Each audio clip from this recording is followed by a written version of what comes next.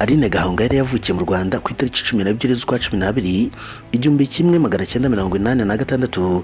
Yakuriye mu muryango wa Gikristo, yinjiye muri korali y'itorero afite imyaka 8. Kuva akiri muto umuziki watangiye kuba igice cy'ubuzima bwe. Nabwo yabanje kuba icyamamare, yabanje kuba umwana mu itorero wiga kuririmba no gutanga ubutumwa imbere y'abandi. Iyo myaka yo mu bwana bwe yaje kuba umusingi w'urugendo rwe rwaje kumugeza ku rwego rwo hejuru.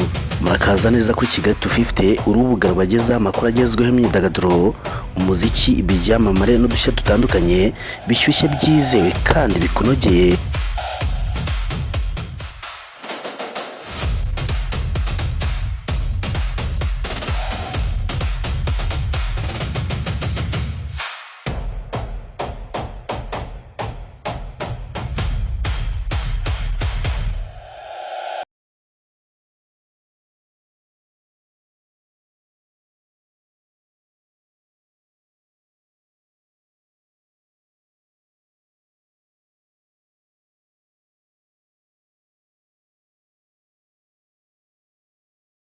Uko imyaka yagiye ishira, Aline Gahongayire akomeje kuririmba no gukorera mu itorero. Indirimbo ye ya mbere nk'umuhanzi wigenga yasohoye afite imyaka 20. Ibi byabaye intambwe ikomeye. Kuva mu bwana bwe aririmba muri korali, Aline yatangiye kugira umwihariko nk'umuhanzi ufite ubutumwa bwe. Ijwi rye ryatangiye kumenyekana kandi indirimbo ze zitangira kugera ku bantu benshi.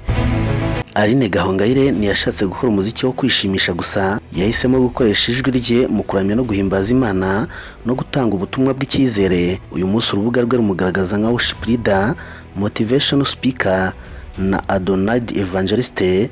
Anakora ibikorwa bya Love and Mercy Ministry bihuriza hamwe ubutumwa bwa gospel n'ibikorwa bifatika byo gufasha abatishoboye.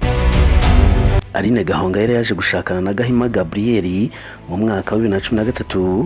Habaye umuhango wo gusaba no gukwa, nyuma baza gukora ubukwe, ariko urugo rwabo ntirwabashije kumara igihe kirekire. Nyuma y'ibibazo no kutumvikana, aba bombi batangiye kubana ukwe. Hanyuma ku itariki 28 z'ukwa 12 2017, urukiko rw'ibanze rwa Kicukiro rwemeza ubutane bwabo mu buryo bwemewe n'amategeko. Ibi byabaye kimwe mu bice bikomeye mu buzima bwa Aline Gahongayire. Ikindi kintu cyamusigiye gikomeye ku itariki 6 Nzeri 2014, Aline Gahongayire yabyaye umwana w'umukobwa yari yise Ineza, ariko umwana ntiyabashije kubaho. Amakuru y'icyo gihe avuga ko umwana yapfuye akivuka. Aline yagiye avuga ku itariki 6 Nzeri yabaye imwe mu matariki akomeye kandi yababaje ubuzima bwe. Mu mwaka wa 2024 yasohoye indirimbo yise September 6. Hari igice cy'ubuzima bwe yavuze ko nubwo icyo gihe cyamubaje cyane, ukwizera kwe kwamufashije kubona amahoro no gukomera. Iyo ndirimbo rero ntabwo ari indirimbo isanzwe, n'ubuhamya, inkuru y'umubyeyi wabuze umwana ariko akaza kugerageza guhindura ububabare bwe ubutumwa bwo gukomeza abandi. Ikintu cyihariye muri iyi nkuru nuko Aline Gahongayire atemeye ko agahinda kamusigira ubusa. Yavuze ko nyuma yo kubura Ineza umutima we wahindutse, maze ibikorwa byo gufasha abana birakomera. Yagiye mu bikorwa byo gufasha abana batishoboye, kandi Neza Generation iba kimwe mu bikorwa bifitanye isano n'iyo nkuru y'ubuzima bwe. Ni nk'aho igikomere cy'umwana umwe cyahindutse impamvu yo gufasha abandi bana. Nubwo yanyuze muri ibyo bihe bikomeye, Aline Gahongayire ntiyaretse umuziki, yakomeje kuririmba no gukora ibitaramo no gutanga ubutumwa. Aline Gahongayire yamenyekanye cyane mu ndirimbo zirimo Ndanyuzwe,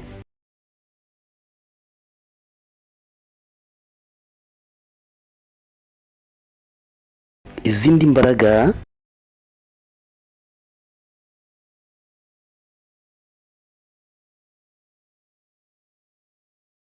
Nabanga,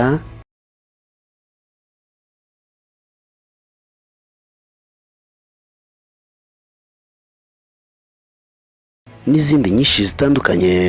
Anyitirinde izina rishyaho, ubu ndumwana we ubwe nirengagije iby'ejo byose.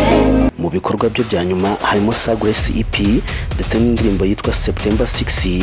Ibi bigaragaza ko imyaka amaze mu muziki itamubujije gukomeza gukora no guhanga. Ndagushimiye kuba babanye nanjye.